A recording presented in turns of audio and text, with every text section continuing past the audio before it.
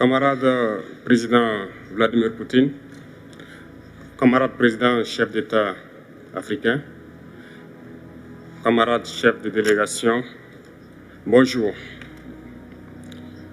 C'est un honneur pour moi ce matin donc de prendre la parole ici et de vous passer donc le salut fraternel du peuple du pays des hommes intègres.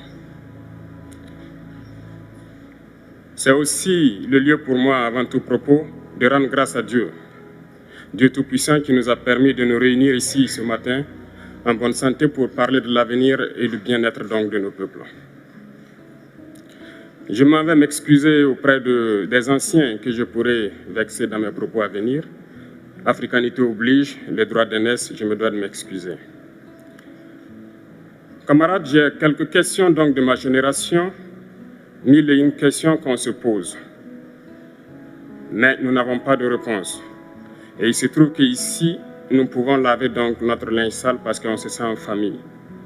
On se sent en famille en ce sens que la Russie est une famille aussi pour l'Afrique. C'est une famille parce que nous avons la même histoire.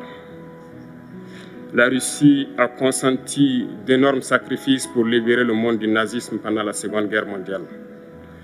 Les peuples africains, nos grands-pères, ont été déportés de force aussi pour aider l'Europe à se débarrasser du nazisme. Nous partageons la même histoire en ce sens que nous sommes les peuples oubliés du monde, qu'ils soient dans les livres d'histoire, dans les documentaires ou films. On tend donc à balayer le rôle prépondérant qu'a joué la Russie et de l'Afrique dans cette lutte contre le nazisme. Nous sommes ensemble parce que actuellement nous sommes là pour parler de l'avenir de nos peuples, de ce qui va advenir demain, de ce monde libre auquel nous aspirons, de ce monde sans ingérence dans nos affaires internes. Nous avons les mêmes perspectives et je souhaite que ce sommet soit l'occasion donc de pouvoir tisser de très bonnes relations en vue d'un meilleur avenir de nos peuples. Les questions que mes générations se posent sont les suivantes, si je peux me résumer. C'est de ne pas comprendre comment l'Afrique, avec tant de richesses sous notre sol, avec une nature généreuse, de l'eau, du soleil en abondance, l'Afrique est aujourd'hui le continent le plus pauvre. L'Afrique est un continent affamé. Et comment se fait-il que les chefs d'État traversent donc le monde à mendier? Voici des questions que nous nous posons et que nous n'avons pas de réponse jusque-là. Nous avons l'occasion de tisser de nouvelles relations. Et j'espère que ces relations puissent être les meilleures pour donner un meilleur avenir à nos peuples. Ma génération me charge aussi de dire que, par ce fait de pauvreté, ils sont obligés de traverser l'océan pour essayer de rallier l'Europe. Ils meurent dans l'océan. Mais que prochainement, ils n'iront pas traverser parce qu'ils viendront devant nos palais pour chercher leur pitance quotidienne.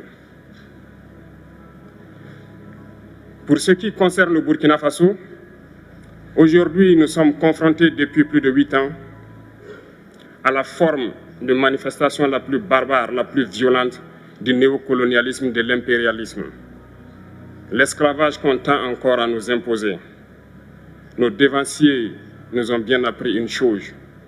L'esclave qui n'est pas capable d'assumer sa révolte ne mérite pas que l'on s'apitoie sur son sort. Nous ne nous apitoyons pas sur nos sorts, on ne demande pas que quelqu'un s'apitoie sur notre sort.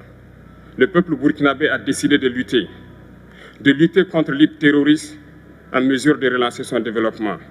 Dans cette lutte, des vaillants peuples, des vaillantes populations se sont engagées à prendre les armes face au terrorisme, ceux que nous avons affectueusement appelés les VDP, des volontaires. Nous sommes surpris de voir les impérialistes traiter ces VDP de milices et de tout type. C'est décevant, parce qu'en Europe, lorsque des peuples prennent les armes pour défendre leur patrie, on les traite de patriotes. Nos grands-pères ont été déportés pour sauver l'Europe. Ce n'était pas avec leur consentement, contre leur gré. Et bien au retour, on se rappelle bien qu'à Tiaroy, lorsqu'ils ont voulu revendiquer leurs droits élémentaires, ils ont été massacrés. Cela ne fait rien donc. Lorsque nous, peuple, nous décidons de nous défendre, on nous traite de milices. Mais là n'est pas le problème.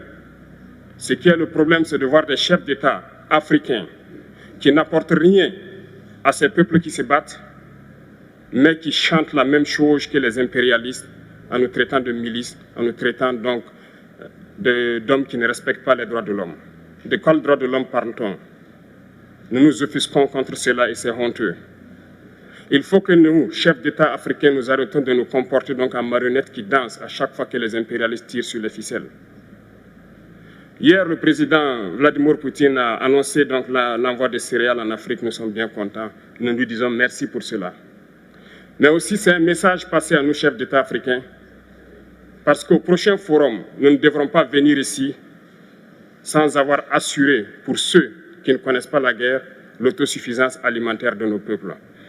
Nous devons prendre l'expérience de ceux qui ont pu déjà atteindre cela en Afrique, tisser de bonnes relations ici et tisser de meilleures relations avec la Fédération de Russie pour pouvoir assouvir les besoins de nos populations.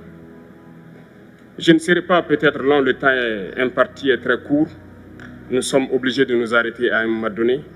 Mais je voudrais terminer en disant que nous devons donc rendre hommage à nos peuples qui se battent. Gloire à nos peuples, dignité à nos peuples, victoire à nos peuples. La patrie ou la mort, nous vaincrons.